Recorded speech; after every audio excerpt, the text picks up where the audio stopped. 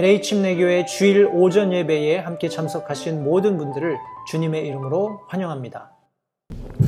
오늘은 요한계시록 15장 1절부터 8절까지 있는 말씀을 통해서 계속해서 우리 요한계시록 말씀 함께 나누도록 하겠습니다. 요한계시록 15장 우리 전체 말씀인데 제가 하나님의 말씀을 받들어 읽겠습니다. 이 말씀 읽고 잠시 기도하신 후에 본문의 말씀들을 가지고 우리 계속 요한계시록 말씀 공부 이어가도록 하겠습니다. 또 내가 하늘에 있는 크고 놀라운 다른 표적을 보니 일곱 천사가 마지막 일곱 재앙을 가졌더라. 하나님의 진노가 그것들 안에 가득 채워져 있더라.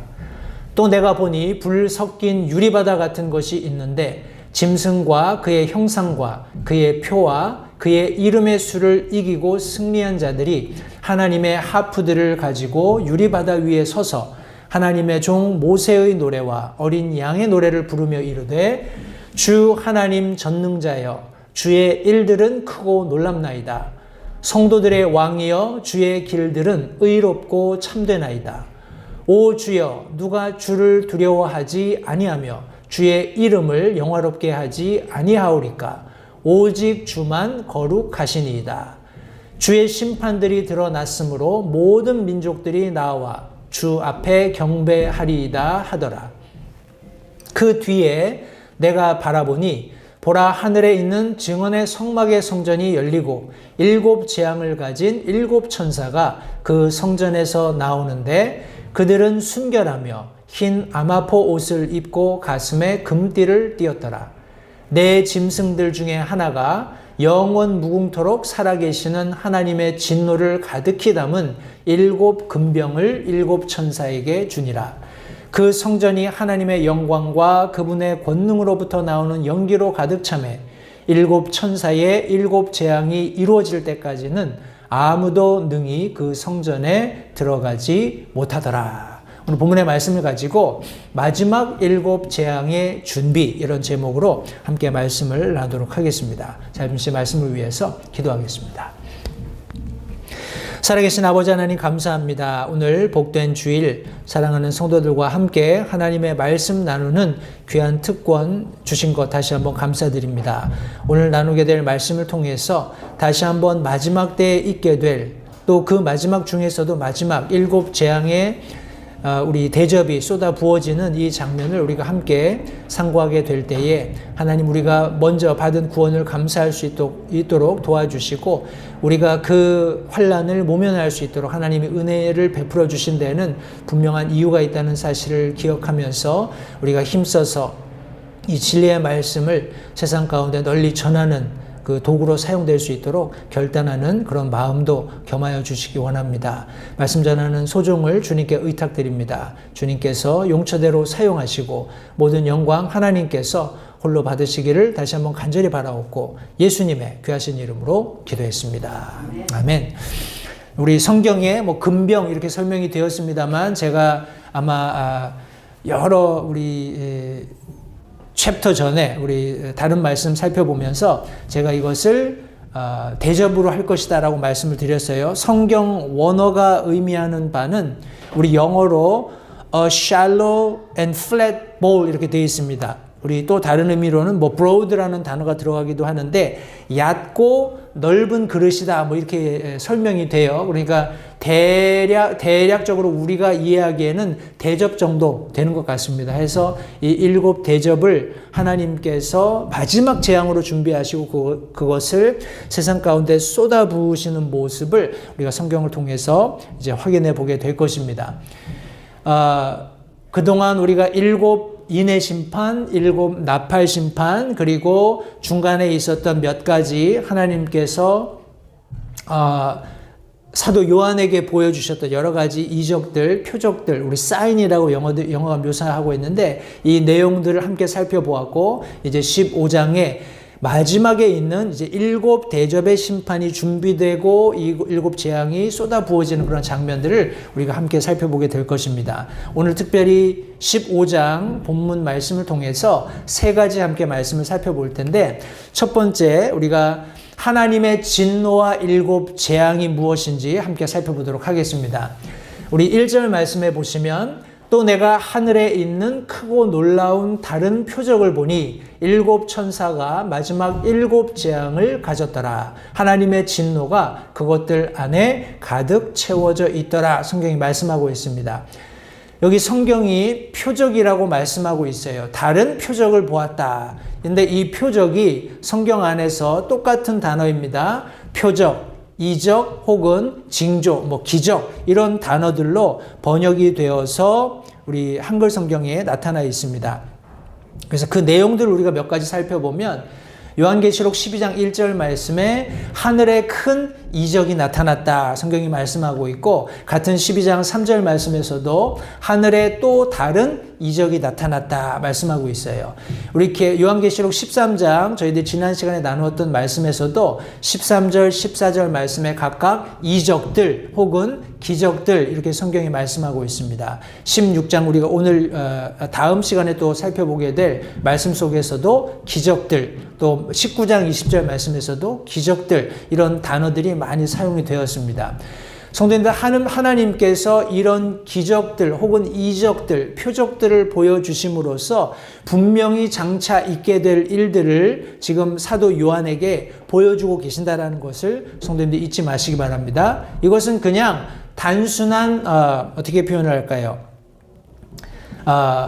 그냥 보여지고 아무 의미 없이 사라져버리는 것이 아니라는 거예요. 하나님께서 반드시 이루실, 그리고 반드시 성취하실 일들에 대한 정확한 그런 어떤 표징을 나타내주고 계신다는 것을 성경이 말씀하고 있습니다. 제가 이후에 조금 더 설명을 드리겠습니다만, 우리 여기 마지막 있게 될 7 재앙을 우리 성경이 말씀하고 있어요. 이 마지막이라는 단어는 말 그대로 마지막 끝입니다.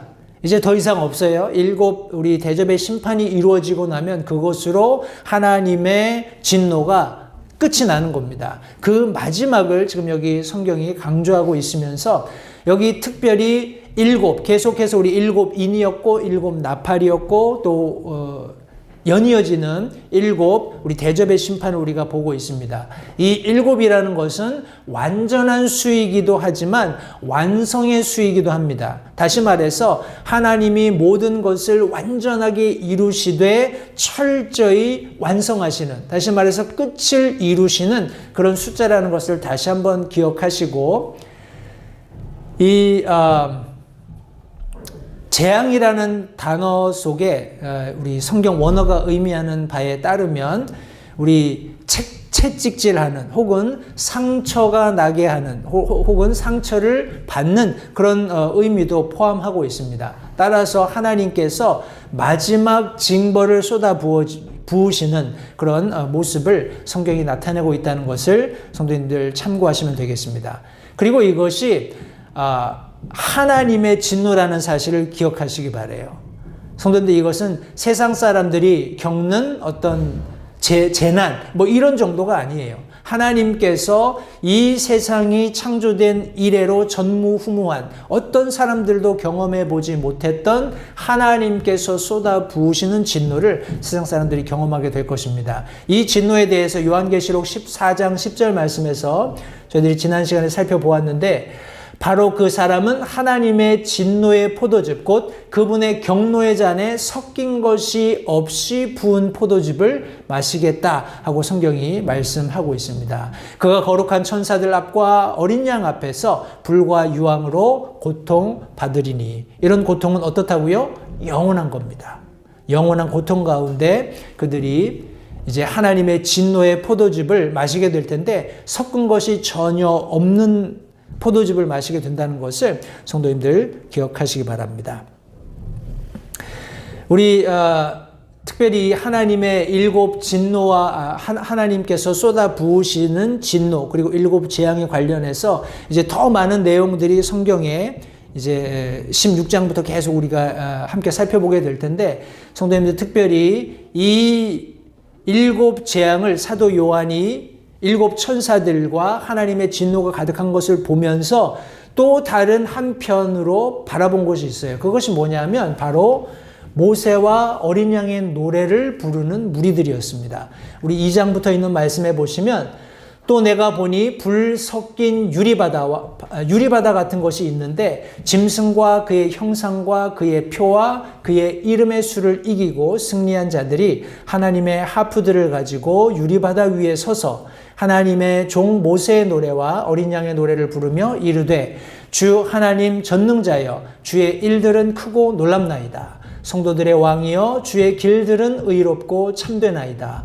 오 주여 누가 주를 두려워하지 아니하며 주의 이름을 영화롭게 하지 아니하오리까. 오직 주만 거룩하시나이다. 주의 심판들이 드러났으므로 모든 민족들이 나와 주 앞에 경배하리이다 하더라 하고 성경이 말씀하고 있습니다. 여기 말씀해 보니까 2절 상반절에 또 내가 보니 불 섞인 유리바다 같은 것이 있는데 하고 성경이 말씀하고 있습니다. 우리 역대기하 4장 6절 말씀해 보시면 우리 여러 가지 성전 건축하는 과정 가운데 있는 기물들의 용처들이 나옵니다. 그런데 특별히 역대하 4장 6절에는 이 바다가 어떤 용도로 사용되었는지를 설명하고 있어요. 또한 그가 물두멍 10개를 만들어서 5개는 오른쪽에 두고 5개는 왼쪽에 두어 그것들 안에서 씻게 하였더니 그들이 번제 헌물로 드린 것들을 그것들 안에서 씻었더라. 그러나 바다는 제사장들이 그 안에서 씻도록 하기 위한 기구더라 하고 성경이 말씀하고 있습니다. 해서 여기 물두멍이라는 것은 하나님 앞에 드려지는 번제물들을 씻는, 번제물을 씻는 그런 용도로 물을 담는 기구였고, 이 바다는 제사장들이 손과 발을 씻는 그런 도구였어요. 그러니까 이 안에 들어가서 목욕하는 게 아니고 그 안에 있는 물을 떠서 제사장들이 손과 발을 씻는 그런 도구였다라는 것을 성경이 말씀하고 있습니다. 근데 우리가 요한계시록 특별히 앞으로 일어날 일들을 살펴보는 계시록 4장 말씀에서도 사도 요한이 이 바다를 언급한 적이 있습니다. 기억나세요? 우리 4장 6절 말씀에 보시면 그 왕좌 앞에 수정 같은 유리바다가 있고 왕자 한가운데 왕좌 둘레에 앞뒤에 눈이 가득한 네 짐승이 있었다. 이런 말씀을 기록하고 있습니다. 요한계시록이 사도 요한이 요한계시록을 기록하면서 특별히 과거와 현재와 미래, 특별히 세 부분으로 나누어서 설명하는 과정 가운데 미래에 관한 일들을 보기 위해서 도입되는 첫 부분에 하나님께서 앉아 계신 왕좌를 보게 된 거예요. 그런데 그 왕좌 앞에 있었던 바다를 설명하고 있습니다. 이 바다를 수정 같은 유리 바다였다. 정말 투명하고 깨끗한 그런 바다였다라는 것을 사도 요한이 설명을 했습니다. 우리 이 말인 즉슨 하나님 앞에 서게 되는 그 어떤 사람도 더 이상 정결하게 할 필요가 없다라는 거예요. 이미 예수 그리스도의 보혈로서 정결하게 되었기 때문에. 그런데 이 마지막 7 대접 심판을 쏟아부는 시점에 우리 이 사도 요한이 목격한 하나님의 왕좌 성전을 보았을 때 불 섞인 유리바다 같은 것이 있었다라고 설명하고 있습니다.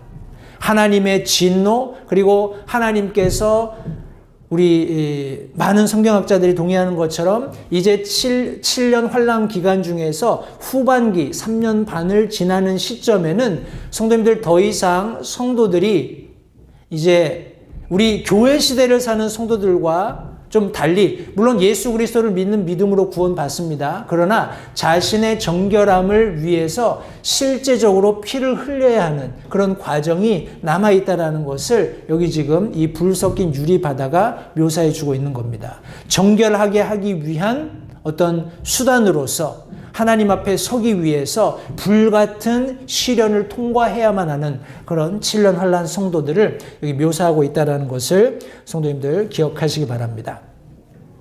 우리 예수님께서 이런 말씀하셨어요. 마태복음 3장 11절, 우리 침례 요한이 이런 얘기를 했습니다. 마태복음 3장 11절 말씀에 참으로 나는 회개에 이르도록 너희에게 물로 침례를 주거니와 내 뒤에 오시는 분은 나보다 능력이 더 있으심에 나는 그분의 신발을 나를 자격도 없다 말하면서 그분께서는 여기 예수님에 대해서 말씀하는 겁니다. 예수님께서는 너희에게 성령님으로 침례를 주시고 또 불로 침례를 주실 것이다 라고 말씀하셨습니다. 성도님, 우리 교회 시대를 살고 있는 성도들은 예수님께서 우리를 구원하신 놀라운 구원의 은혜를 통해서 예수 그리스도를 영접할 때 성령님으로 옷을 입습니다. 성령님에 의해서 침례를 받아요. 그런데 여기 지금 7년 환란의 우리 마지막 후반기를 살아야 하는 소위 예수 그리스도를 영접하고 구원받는 성도들에게는 불로 침례를 받는 그런 놀라운 그런 어떤 예언적인 우리 침례 요한의 말씀이 마태복음 3장 11절에 기록되어 있다는 것을 성도님들 기억하시기 바랍니다. 그러면서 연이어서 이런 말씀을 합니다. 짐승과 그의 형상과 그의 표와 그의 이름의 수를 이기고 승리한 자들이 하나님의 하프들을 가지고 유리 바다 위에 서서 하나님의 종 모세의 노래와 어린 양의 노래를 부르며 이르되, 우리 어린 양의 노래는 잠시 후에 살펴볼 텐데 여기 말씀해 보시니까 짐승, 그의 형상, 그의 표, 그의 이름의 수를 이기고 승리한 자들이 나옵니다. 우리 이 말씀을 우리가 요약한다면 우리 이미 13장 말씀을 통해서 다 확인을 했습니다. 7년 환란 기간 중에 있게 될 틀림없는 사탄의 음모와 계략, 그것이 이제 전적으로 드러나는 그런 장면을 우리가 함께 살펴보았습니다. 우리 짐승은 단일 정부 시스템을 의미합니다. 그리고 이것이 마치 훼손될 것처럼 우리 성경에서는 마치 죽은 것처럼 되었다가 다시 살아나는 그런 장면이 있는데 그것이 그의 형상입니다. 단일 종교 시스템이 이 단일 정부 시스템을 서포트하는 거예요. 그리고 그의 표, 결국 그 단일 정부와 단일 종교가 추구하는 것, 우리 사람들을 장악하기 위해서 이제 경제 시스템을 이제 획일화하는 겁니다. 단일화하는 거예요. 그런데 문제가 무엇이냐면 이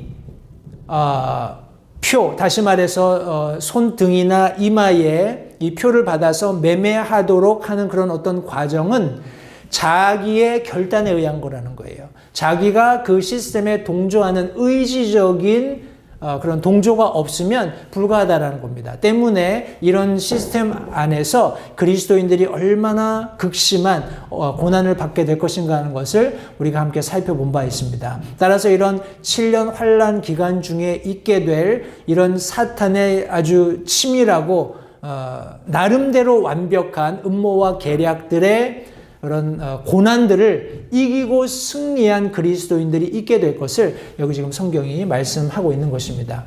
그러면서 여기 모세의 노래와 어린 양의 노래를 부르며 이렇게 노래했다라고 말씀하고 있어요. 그 내용인 즉슨 주 하나님 전능자여 주의 일들은 크고 놀랍나이다. 성도들의 왕이여, 여기 성도들의 왕이여 했을 때 이것은 모든 나라 혹은 모든 세대의 왕이 되신다라는 것을 의미하고 있습니다. 하면서 주의 길들은 의롭고 참되나이다. 오 주여, 누가 주를 두려워하지 아니하며 주의 이름을 영화롭게 하지 아니하오리까? 오직 주만 거룩하시니이다. 주의 심판들이 드러났으므로 모든 민족들이 나와 주 앞에 경배하리이다 하더라.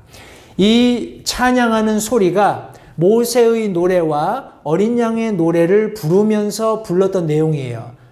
내용인 즉슨 우리 모세의 노래가 있고 어린 양의 노래가 있다는 말이에요. 그죠? 성경 말씀해 보면 우리 모세의 노래는 출애굽기 15장, 신명기 32장에 연거푸 기록되어 있습니다. 내용은 조금 다르지만 출애굽기에서는 모세가 출애굽하면서 하나님의 놀라운 구원을 경험한 이후에 모세와 우리 여호수아가 이스라엘 백성들에게 가르쳤던, 불러서 기억하게 했던 노래이고, 신명기는 이제 가나안 들어가는 직전에 우리 다시 우리 하나님을 예배할 수 있는, 하나님을 섬기도록 모세가 격려하면서 마지막 들려준 그런 말씀이 되겠습니다.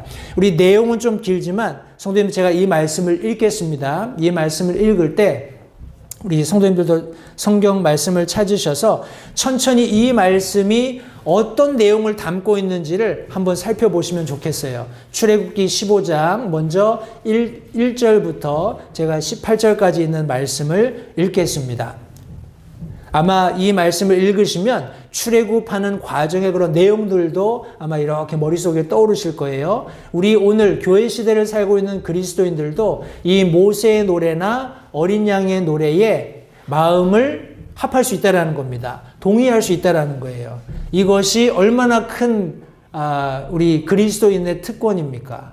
우리 14만 4천이 부르는 노래는 애석하게도 우리가 따라 부를 수 없었지만 우리 모세의 노래, 어린 양의 노래는 우리도 함께 할 수 있다라는 그런 우리 생각을 가지시고 제가 먼저 출애굽기 15장 1절부터 18절까지 있는 말씀을 읽겠습니다. 말씀에 그때 모세와 이스라엘 자손이 이 노래로 주께 노래하고 말하여 이르기를 내가 주께 노래하리니 그분께서 영화롭게 승리하셨도다.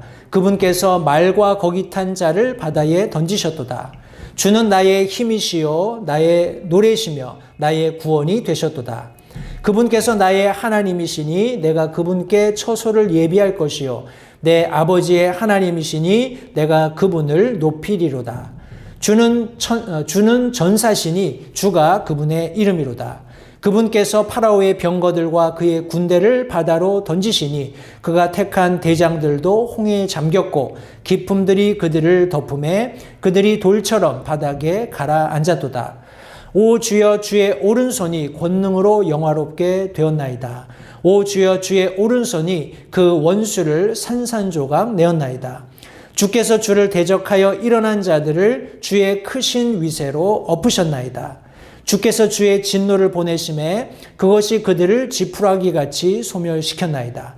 주의 콧구멍에 거센 바람에 물들이 함께 모이되 큰 물들이 무더기같이 똑바로 일어서고 기품들이 바다의 심장부에서 엉켰나이다. 그 원수가 말하기를 내가 쫓아가서 따라잡고 노량물을 나누리라. 그들을 덮쳐 내 욕망을 채우리라. 내가 내 칼을 빼리니 내 손이 그들을 멸하리라 하였으나 주께서 주의 바람으로 바람을 일으키심에 바다가 그들을 덮었고 그들은 강력한 물들 속에 납같이 가라앉았나이다. 오 주여 신들 가운데 주와 같으신 이가 누구니까? 주와 같이 거룩함 속에서 영화로우시고 찬양 속에서 두려우시며 이적들을 행하시는 이가 누구니까? 주께서 주의 오른손을 내미시니 땅이 그들을 삼켰나이다.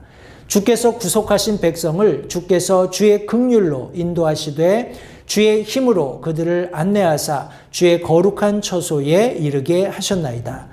백성이 듣고 두려워하며 슬픔이 팔레스티나의 거주민들을 사로잡으리니 그때에 에돔의 추장들이 놀라고 모압의 용사들이 벌벌 떨며 가나안의 모든 거주민들이 녹으리로다. 그들에게 두려움과 무서움이 덮침에 주의 팔의 위대하심으로 인하여 그들이 돌같이 잠잠하리니 오 주여 주의 백성이 건널 때까지 곧 주께서 사신 그 백성이 건널 때까지 그리하리이다. 주께서 그들을 데려오사 주의 상속 재산의 산에 심으시리니 오 주여 그곳은 주께서 친히 거하시려고 만드신 곳이니이다. 오 주여 그곳은 주의 손이 세우신 성소로소이다.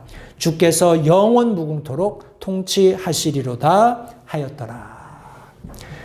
상상이 가시지요? 우리 하나님께서 이스라엘 백성들을 출애굽하시고 홍해를 가르시고 이스라엘 백성들이 마른 땅 건너듯이 홍해를 건너게 하심으로써 하나님의 명성이 그 주변 모든 지역 가운데 알려지게 되는 그런 사실을 여기 지금 성경이 말씀하고 있습니다.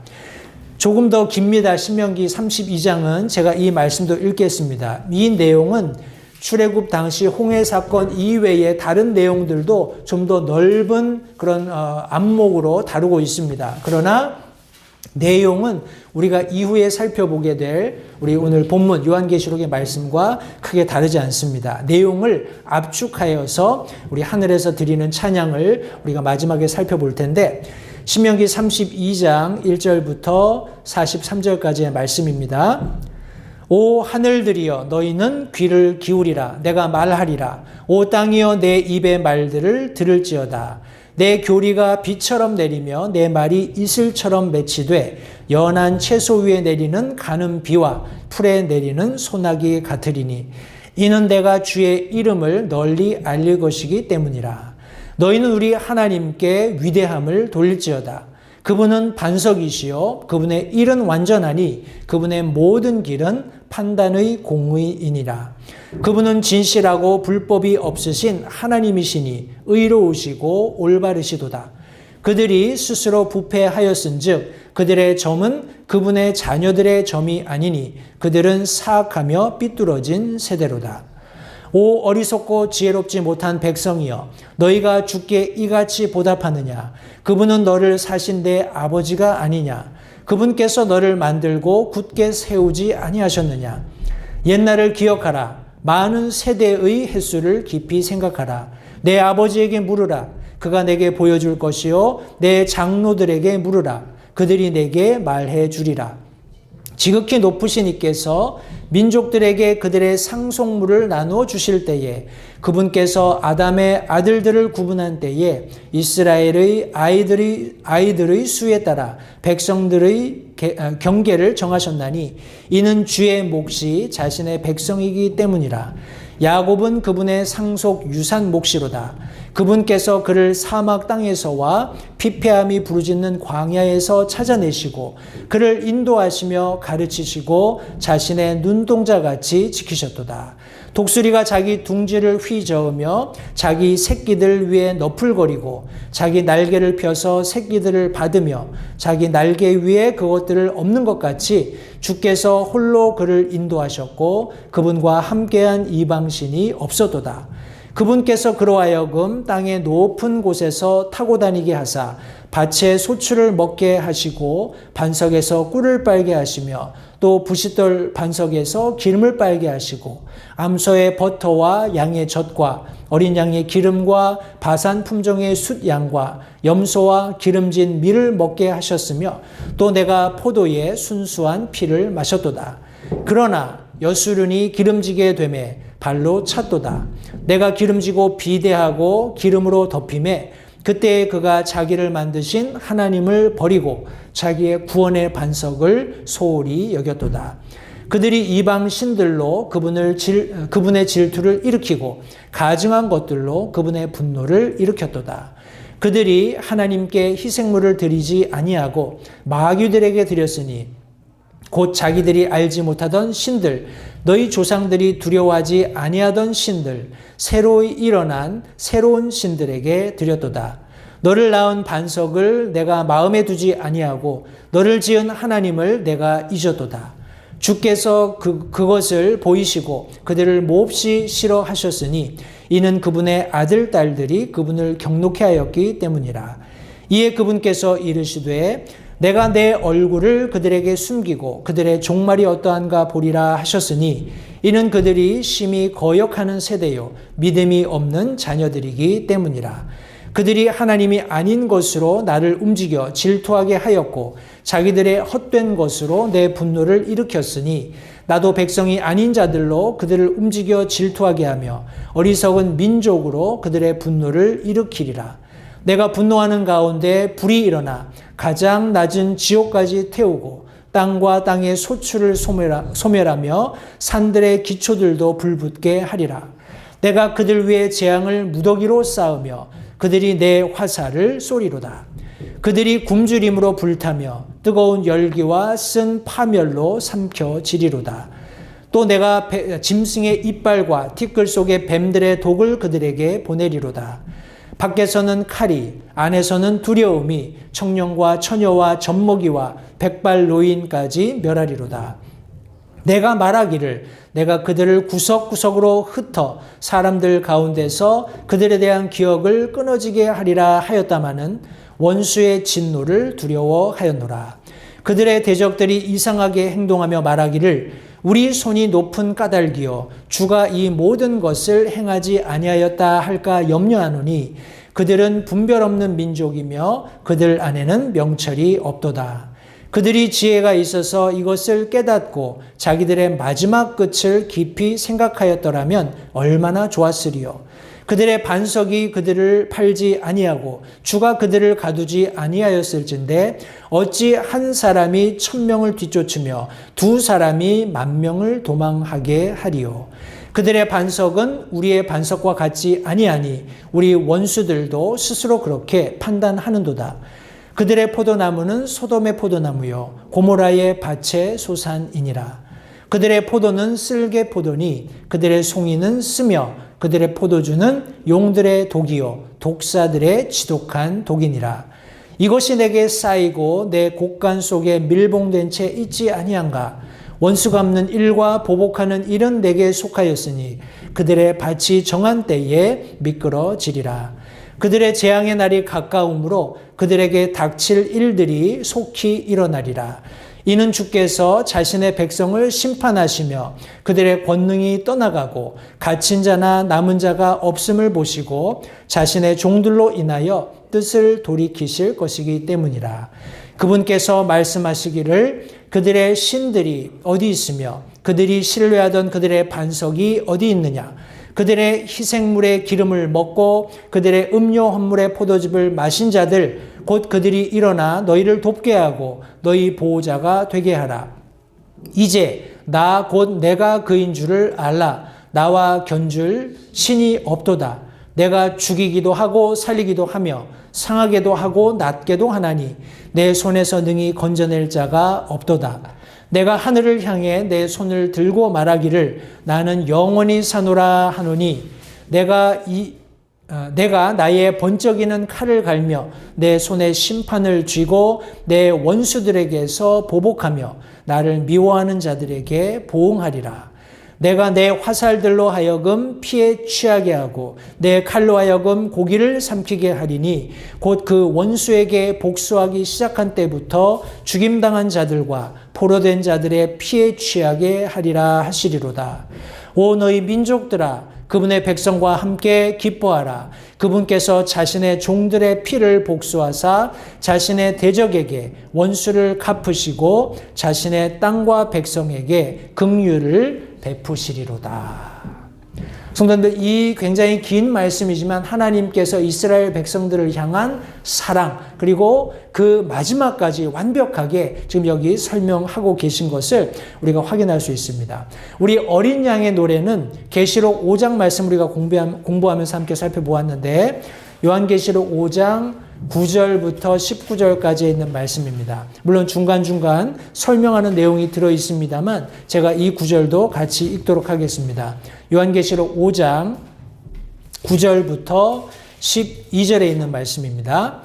그들이 새 노래를 불러 이르되 주께서 그 책을 취하시고 그 책의 봉인들을 열기에 합당하시나이다. 주께서 죽임을 당하시고 주의 피로 모든 족속과 언어와 백성과 민족 가운데서 우리를 구속하사 하나님께 드리셨으며 또 우리 하나님을 위해 우리를 왕과 제사장으로 삼으셨으니 우리가 땅에서 통치하리이다 하더라. 또 내가 보고 왕좌와 짐승들과 장로들을 둘러싼 많은 천사들의 음성을 들었는데 그들의 수는 만만이요 천천이더라. 그들이 큰 음성으로 이르되 죽임을 당하신 어린 양께서 권능과 부와 지혜와 힘과 존귀와 영광과 찬송을 받기에 합당하시도다 하더라. 지금 우리가 함께 읽었던 모세의 노래 그리고 어린 양의 노래를 부르면서 지금 화답하여서 불렀던 그 내용이 우리 여기 지금 함께 우리가 살펴보았던 우리 하늘에 있었던 우리 이 구원받은 성도들과 우리 네 짐승과 24장로의 찬양의 핵심입니다. 핵심을 모아서 지금 여기 찬양하고 있는 거예요. 주 하나님 전능자여 주의 일들은 크고 놀랍나이다. 성도들의 왕이여 주의 길들은 의롭고 참되나이다. 오 주여 누가 주를 두려워하지 아니하며 주의 이름을 영화롭게 하지 아니하오리까. 오직 주만 거룩하시니이다. 주의 심판들이 드러났으므로 모든 민족들이 나와 주 앞에 경배하리이다. 이것이 그들이 부른 찬양의 핵심이었습니다. 이것은 우리가 함께 공감할 수 있는 모세의 노래와 어린 양의 노래를 포함하고 있다는 것을 성도님들 기억하시기 바랍니다. 우리 구약에서는 성도님들 보십시오. 우리가 이제 마지막 부분을 살펴보게 될 텐데, 구약에서는 짐승의 피를 가지고 하나님 앞에 나아가서 속죄함을 얻는 그런 제사 방식을 하나님께서 이스라엘 백성들에게 가르치셨어요. 신약에서는 어떻게 되죠? 신약에서는 이 모든 구약의 모세를 통해서 전해주셨던 율법, 그리고 하나님 앞에 죄를 속하는 예배 방식이 예수 그리스도께서 친히 어린 양이 되심으로써 예수 그리스도의 피를 가지고 하나님 앞에 나가면 죄사함 얻는 이런 놀라운 방식으로 전환되는, 그래서 성경 말씀도 Old Testament, New Testament로 나뉘는 그런 놀라운 역사가 일어났습니다.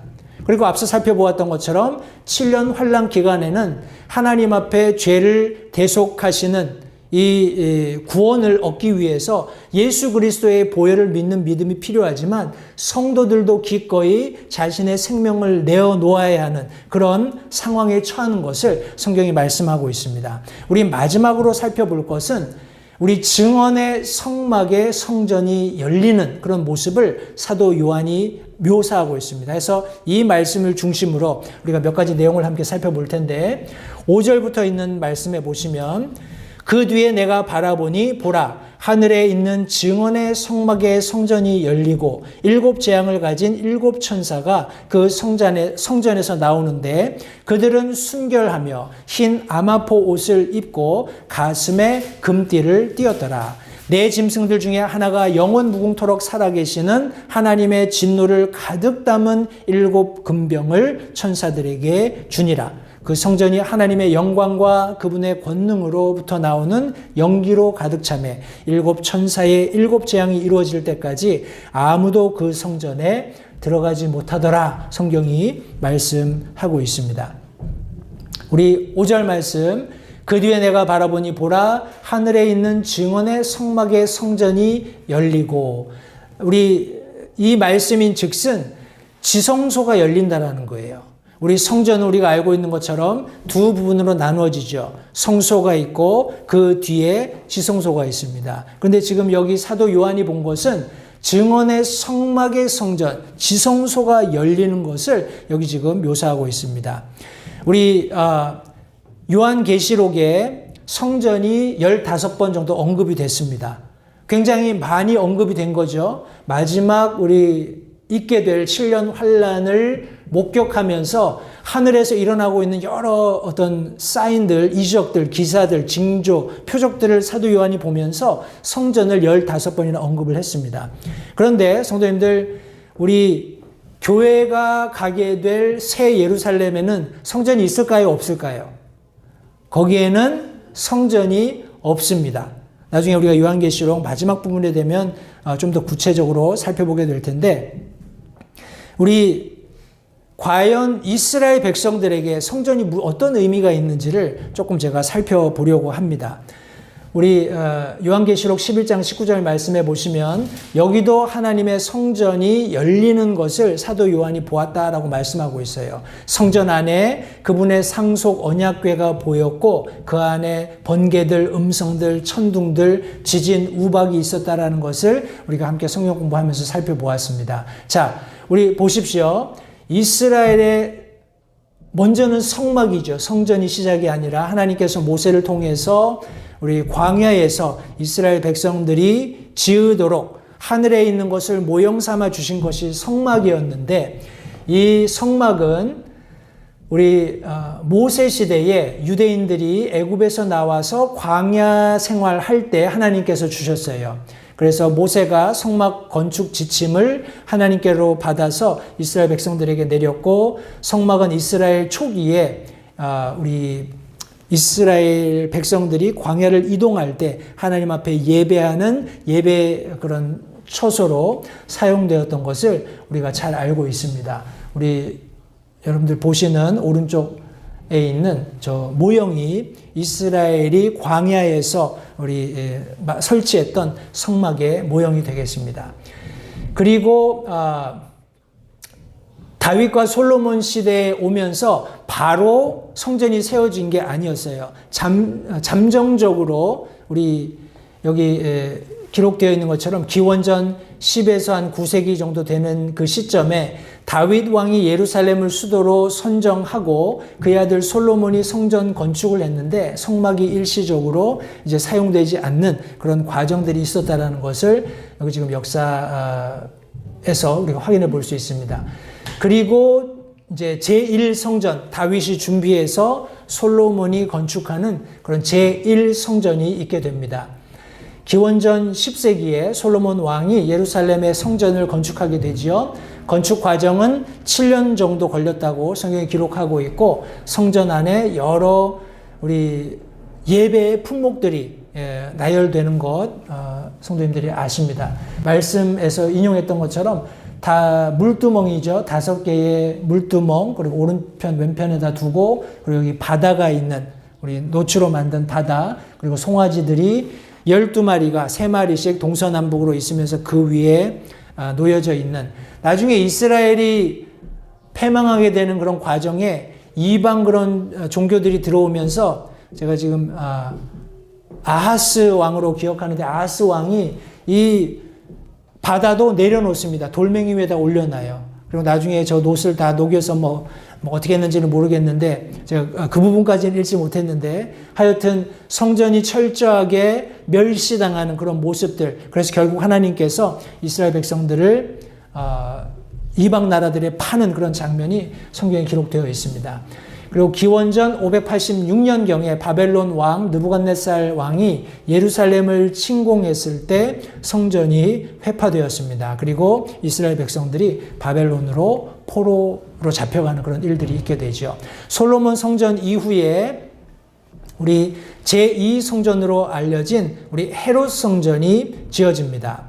기원전 538년에 바벨론에서 귀환한 유대인들이 성전을 재건합니다. 이 재건 장면이 에스라 느헤미야 말씀 속에 기록되어 있는데 제사장 엘리야살과 스룹바벨에 의해서 그들의 인도로 이 일을 일어나게 되고 기원전 19년에 헤로디아스의 헤롯 대왕이 성전을 확장하고 재건하게 됩니다. 그리고 기원전 70년에는 로마 제국이 예루살렘을 침공하면서 성전을 회파합니다. 이 사건이 유대인들의 어떤 대량 학살과 맞물려 일어나고 또 이스라엘 백성들이 흩어지는 그런 일이 일어나게 되는 겁니다. 근데 제가 이제 한 가지 흥미롭게 들었던 내용이 뭐냐면 이 로마가 우리 성전을 회파하는 과정에 예수님께서 돌 위에 돌멩이 하나도 남지 않겠다 이렇게 말씀하셨잖아요.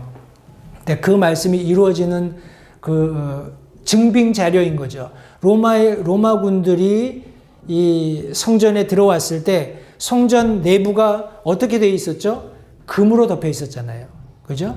금으로 덮여 있고 그 당시에 뭐 성전을 지을 때도 그랬겠습니다만 로마가 이스라엘을 정복하고 이 성전을 회파하는 그 시점에서도 금이라는 것은 굉장히 중요한 어떤 가치를 가지고 있었던 거예요. 그러니까 우리 로마 군인들이 들어와서 성전을 회파하면서 그 돌멩이에 붙어있는 금들을 다 긁어내는 겁니다. 그러려니 이 아주 성전을 무너지고 나서 보니까 이 안에 벽들에 붙어있는 금이 너무 탐나는 거예요. 그러니까 철저하게 그것을 깨서 부숴서 그 금을 이렇게 취해갔다 하는 그런 역사 사료들이 남아 있습니다. 하나님의 말씀은 하나도 허투루 기록된 것이 없고 모두 다 성취된다는 것 성도님들 기록하시기 바라요. 여기 오른쪽에 그림이 솔로몬의 성전과 우리 헤롯이 재건했던 그 성전이 비교해서 이렇게 그려져 있는 거예요. 여러분들 보시는 왼쪽에 있는 것이 솔로몬의 성전이고 오른쪽의 것이 헤롯의 성전입니다. 굉장히 크기가 차이가 나죠. 이제 현재는 성전이 재건되지 않고 있습니다. 우리 소위 말하는 제3성전, 7년 환란 기간 동안에 있게 될 성전, 그리고 한 중간에 이스라엘 백성들에게 계속해서 하나님을 예배할 수 있도록 허용했다가 그것이 금해지고 적그리스도가 스스로 하나님인 것처럼 자신을 드러내게 되는, 자신을 강제적으로 예배하게 하는 7년 환란의 그런 어떤 음모들이 실현되는 그런 시점에 사용되게 될 성전을 의미하는데, 아직까지 재건되지 않았고 여기에 대한 그런 준비는 이제 혹자에 의하면 다 이루어져 있고 이제 시기를 기다리고 있다는 그런 많은 소위 루머들이 있습니다. 그러나 그것이 실제적으로 우리 교회 시대를 사는 그리스도인들에게는 직접적으로 연관이 없기 때문에 그분에 대해서 너무 그렇게 깊이 아실 필요도 없을 것 같아요. 그러나 우리 이스라엘의 그런 어떤 정황들, 동향들을 우리가 듣다 보면 그것이 멀지 않았구나 하는 것을 충분히 알 수 있습니다. 우리 특별히 7년 환란 기간에 있게 될 성전에 대해서 사도 요한은 요한계시록 11장 1, 2절에서 이렇게 언급했습니다. 또 내가 막대기 같은 갈대를 받음에 그 천사가 서서 이르기를 일어나 하나님의 성전과 제단과 그 안에서 경배하는 자들을 측량하되 성전 밖에 있는 뜰은 내버려 두고 측량하지 말라. 그것을 이방인들에게 주셨은즉 그들이 그 거룩한 도시를 42달 동안 발로 짓밟으리라. 성경에 말씀하셨어요. 근데 이것이 아마도 우리 천년 왕국 기간에 있게 될 에스겔이 보았던 성전과 어떤 유사한 그런 모습을 가지고 있는 것 같습니다. 정확하게 에스겔이 보았던 이 성전이 7년 환란 기간 동안에 있을 성전인지는 정확히 모르겠습니다. 그러나 우리 에스겔서가 기록되면서 우리 뭐라고 하나요? 구체적인 아주 상세한 그런 청사진을 에스겔이 기록해 놓은 그런 사료들을 우리가 확인해 볼 수 있습니다. 근데 제가 이 말씀을 읽으면서 흥미로웠던 것은 7년 환란, 천년 왕국 기간에도 하나님 앞에 짐승을 잡아서 제사하는 일이 일어난다라는 거예요. 재밌죠? 흥미롭죠? 저는 천년 왕국이 시작되면은 우리 그리스도인들이 주님과 함께 왕노릇하면서 통치하는 그런 기간인데 저기서 굳이 짐승을 잡아서 하나님 앞에 제사를 드리고 할 그런 일이 필요할까 생각을 했는데, 성도님, 우리가 한 가지 간과한 게 있어요. 뭐냐 하면 다시 한번 요한계시록이건 성경 전체의 그런 어떤 책이든지 핵심은 예수 그리스도십니다. 그리고 예수 그리스도께서 유대인의 혈통이시고 또 하나님께서 이스라엘을 극진히 사랑하시고 특별히 이 7년 환란 기간 동안에 있는 모든 일들은 이스라엘에게 하나님께서 약속하신 일들을 성취하는 기간이라는 것. 그리고 천년 왕국이 우리 믿는 그리스도인들에게는 굉장한 어떤 베네핏처럼 여겨질지 모르지만 이스라엘 백성들에게는 하나님께서 약속하신 그 공의를 완전히 성취하시고 그것을 이루시는 것을 충분히 만끽하는 기간입니다. 다시 말해서 하나님의 하나님 되심을 완전하게 드러내는 거예요. 이스라엘의 모든 시스템이 회복되는 겁니다. 우리 에스겔서를 마지막 부분을 읽어보시면 하나님께서 특별히 땅을 분할해서 이스라엘의 12지파에 나눠주시죠. 그러면서 뭐라고 말씀하시냐면 그 땅 가운데 이방인들이 살게 되면 그 사람들도 너희와 똑같이 여기고 그들을 받아주라고 말씀하시는 거예요. 그러니까 우리 성경을 잘못 해석하면 항상 우리 교회 시대를 사고 있는 성도들 중심으로 성경을 해석할 수 있다는 거예요. 그러나 그렇지 않죠. 성경은 하나님께서 선정하신 선민 이스라엘을 중심으로 쓰여졌다는 것을 우리가 간과하면 안 됩니다. 물론 신약 시대가 어떤 의미에서 우리 은혜 시대가 무한정 길어지고 있는 것처럼 여겨질 수 있어요. 그러나 그것은 하나님께서 이방인들을 향한 사랑, 그리고 그들을 향한 어떤 분명한 기간이나 숫자가 차면 끝날 겁니다. 그러나 이 기간이 길어진다고 해서 하나님의 사랑이 유대인들에 대해서는 식었고 이방인들에 대해서 더 많다? 이렇게 여기는 것은 잘못이라고 생각을 합니다. 여전히 하나님께서는 이스라엘의 하나님이시고 이스라엘을 향한 모든 계획을 성취하시는 과정으로서 우리 참감람나무에 접붙여지는 우리 돌감람나무가 하나님께서 원하시는 열매를 맺는 그런 놀라운 역사가 있게끔 역사해 주시는 과정일 뿐이라는 것을 다시 한번 기억하시고 우리 천년왕국에 있게 될 이 성전도 성도님들 한번 머릿속으로 그려보시고 모든 병을 치유하는 강물이 흘러나오고 그리고 강물 주변으로 12해마다 풍성한 결실을 맺는 과실을 맺는 나무들이 있고 잎사귀들이 병들을 치유하는 이런 놀라운 일들이 있을 것을 다시 한번 성도님들 기억하시면서 우리 요한계시록에 있는 이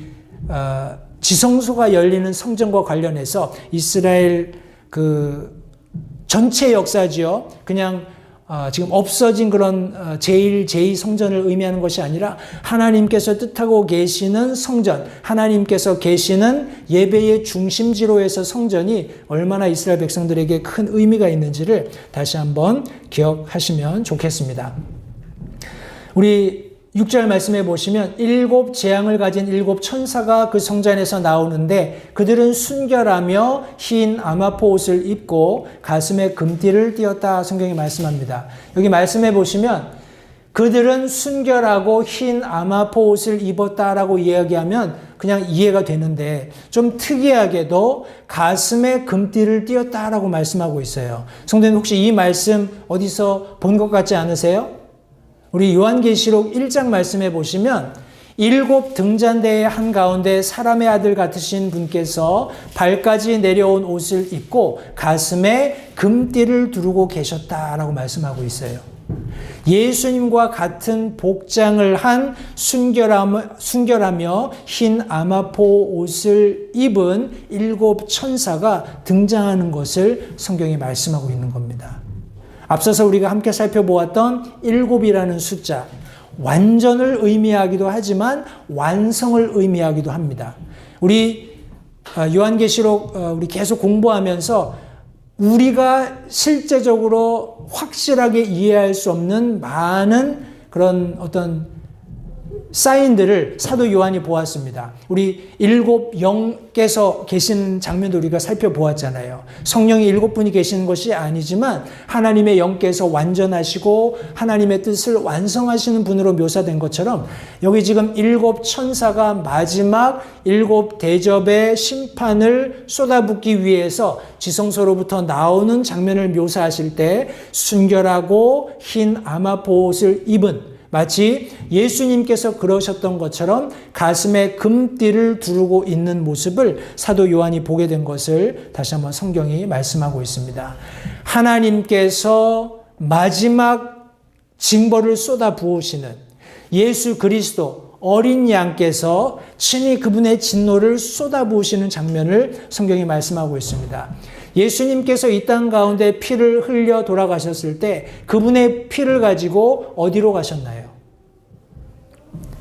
하나님의 왕좌. 더 우리가 구체적으로 말한다면 우리가 알고 있는 성전의 그런 구조 가운데 시은좌, 하나님의 은혜의 보좌 앞으로 가신 거예요.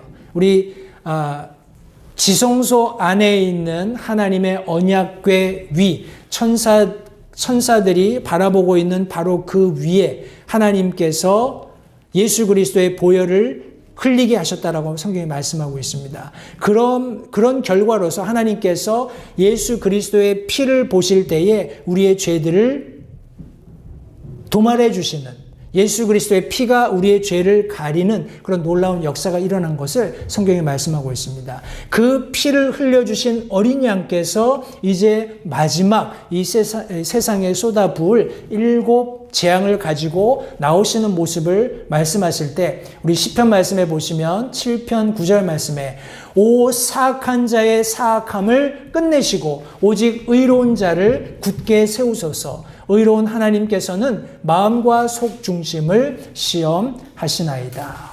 이제 사람들의 모든 정체가, 실체가 낱낱이 드러난 거예요. 죄상이 드러났습니다. 때문에 사악한 자의 사악함을 끊는 의로운 자를 세우시는 마지막 징벌이 있게 되는 것을 성경이 말씀하고 있습니다. 우리가 잘 아는 히브리서 9장 23절부터 24절 말씀해 보시면, 그러므로 하늘들에 있는 것들의 모형들은 이런 것들로 깨끗하게 할 필요가 있었으니 하늘의 것들 그 자체는 이런 것들보다 더 나은 희생물로 하여야 할지니라. 그리스도께서는, 제가 앞서 말씀드렸던 내용들을 요약합니다. 그리스도께서는 손으로 만든 거룩한 처소들 곧 참된 것의 모형들 안으로 들어가지 아니하시고 하늘 그 자체 안으로 들어가사 이제 우리를 위하여 하나님 앞에 나타나시느니라 성경이 말씀하고 있습니다. 히브리서 기자는 계속해서 유대인들이 가지고 있었던 그런 성전에서의 제사 행위와 하나님의 아들이신 예수 그리스도, 하나님의 어린 양이신 예수 그리스도께서 자신을 단번에 드리신 그런 제사를 지금 여기 계속 비교해서 설명하고 있습니다. 우리 하나님께서 모형으로 보여주셨던 이스라엘의 성전은 짐승의 피를 가지고 계속 정결하게 했어야 했어요. 그러나 하늘에 있는 영원한 실체가 되는 성전은 그렇게 할 필요가 없다라는 거예요.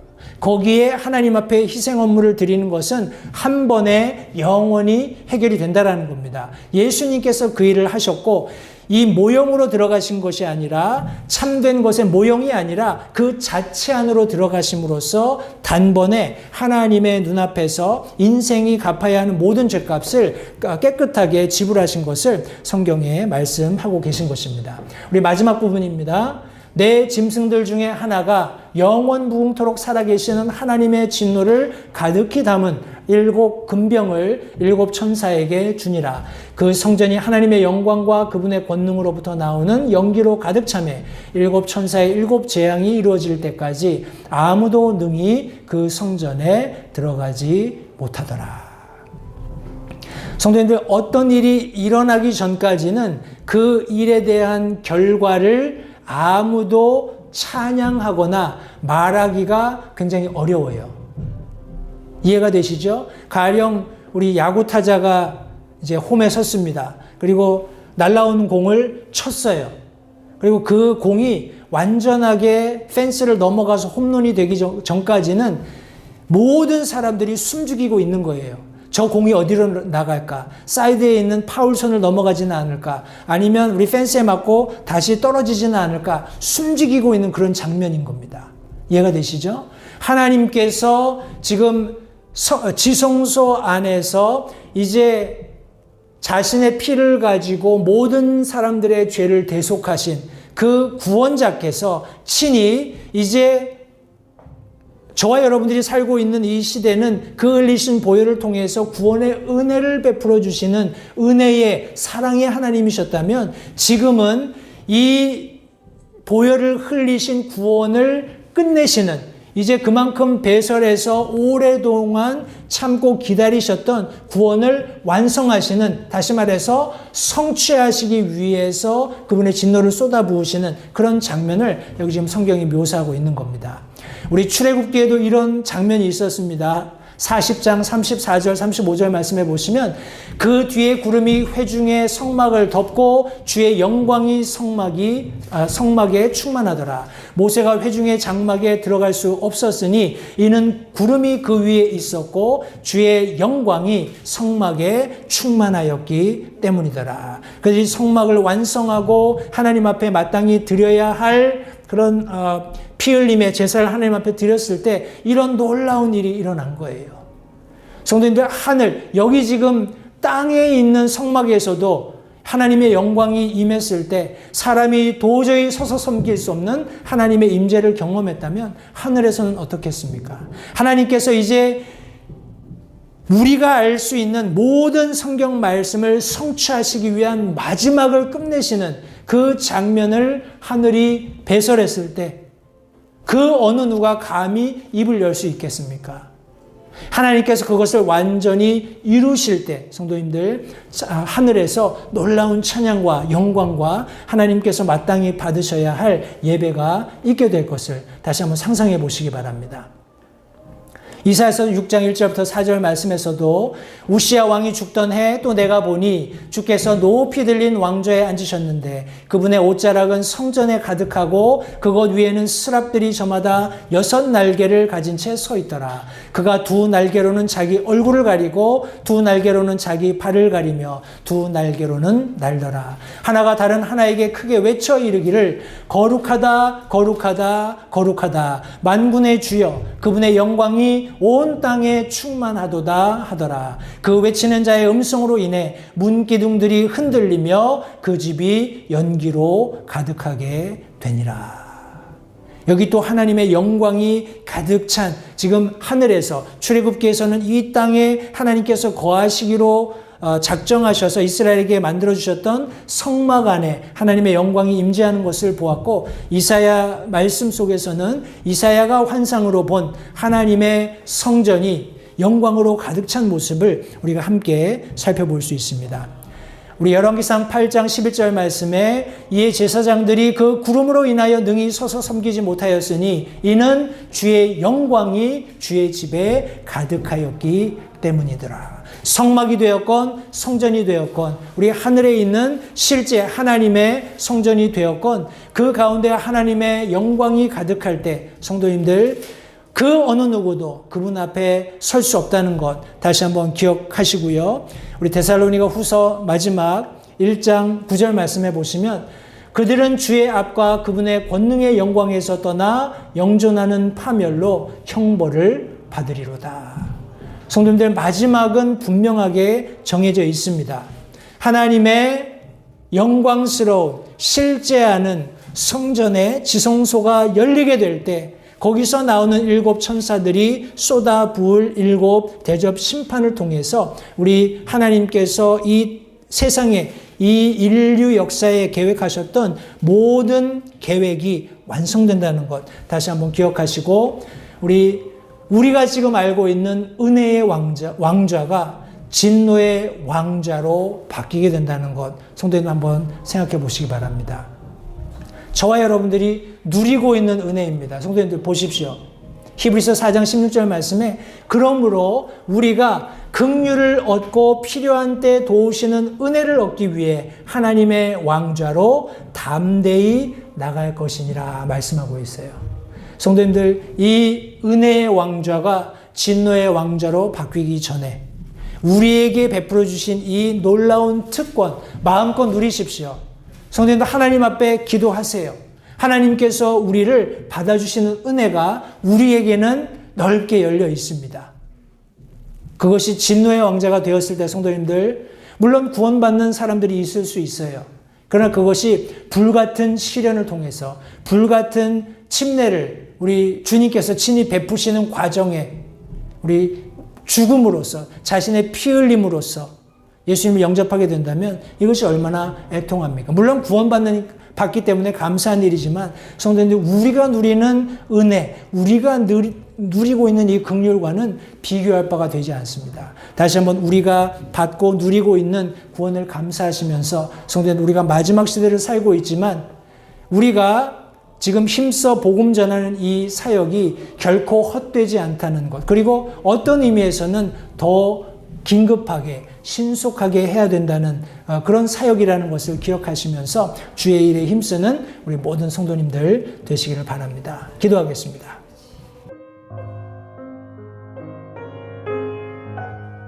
잠시 들으신 말씀에 따라 결단하는 시간을 가지시기 바랍니다. 하나님께서 무엇을 말씀하시든지 따르기로 결단하십시오. 하나님께서는 순종하는 자들을 존중하십니다. 아직 예수님을 개인의 구주로 영접하신 사실이 없으시다면 자신이 죄인됨을 인정하며 하나님께 나오는 자들을 하나님께서 받아주신다는 확실한 말씀에 근거하여 다음과 같이 기도하십시오. 하나님, 나는 죄인입니다. 나는 내 죄로 인해 죽을 수밖에 없음을 압니다.